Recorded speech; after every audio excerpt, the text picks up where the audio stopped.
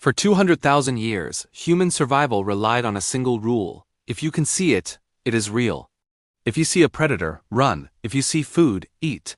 If you see your tribe, you are safe. Our brains are hardwired to trust our eyes above everything else.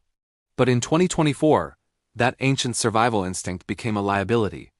In Hong Kong, a finance worker at a multinational corporation sat down for a video conference. He looked at his screen. He saw his chief financial officer. He saw his colleagues. He heard them discuss confidential financial moves. He trusted what he saw. By the time the call ended, he had transferred $25 million into the void. Because he was the only human being on that call. Everyone else was a ghost. Today, we are dissecting the Deepfake CFO Heist. We aren't looking at the code they used. We are looking at the glitch in the victim's mind that made it possible. Let's look at the timeline. It didn't start with a hack. It started with a lure. The victim received a message purportedly from the company's UK-based CFO. It mentioned a secret transaction. Now here is the first critical moment of human error. The victim was actually suspicious. He suspected it might be a phishing email. His spidey sense was tingling.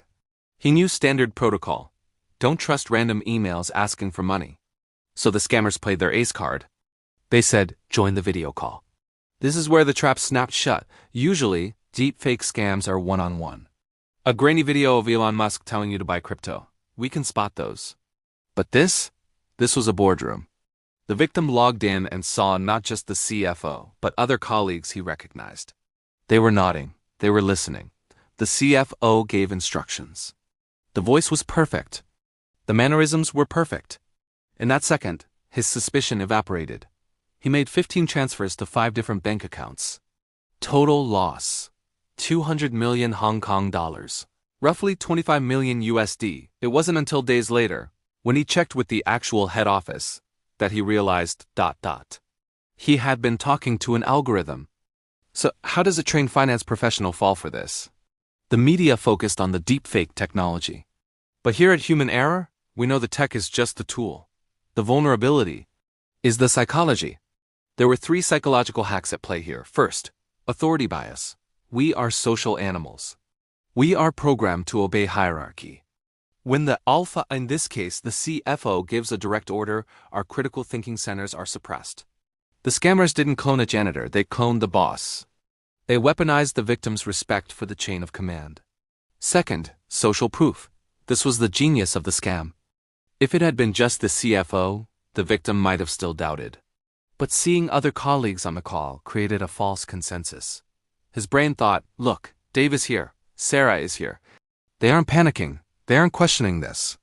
So it must be real. Safety in numbers. Even if the numbers are fake. And finally, the most dangerous one. Visceral validation. We trust our eyes more than our logic.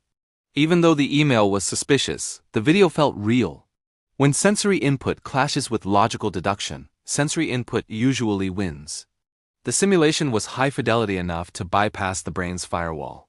In risk management, there is something called the Swiss cheese model. Think of these slices as your defenses. One slice is your antivirus, one is your company policy.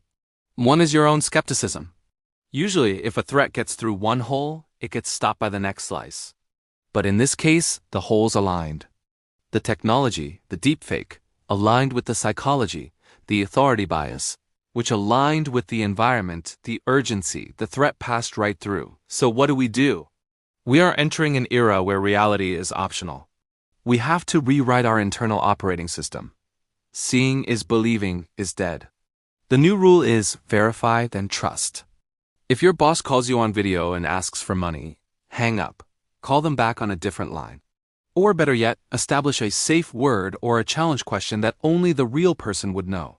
An AI can fake a face, but it can't fake a shared memory. The scammers in Hong Kong didn't hack the bank. They didn't brute force the password. They hacked the human. Because no matter how strong the encryption is, we are always the weakest link. I'm your host. This is Human Error. Subscribe if you want to understand the machine in your head.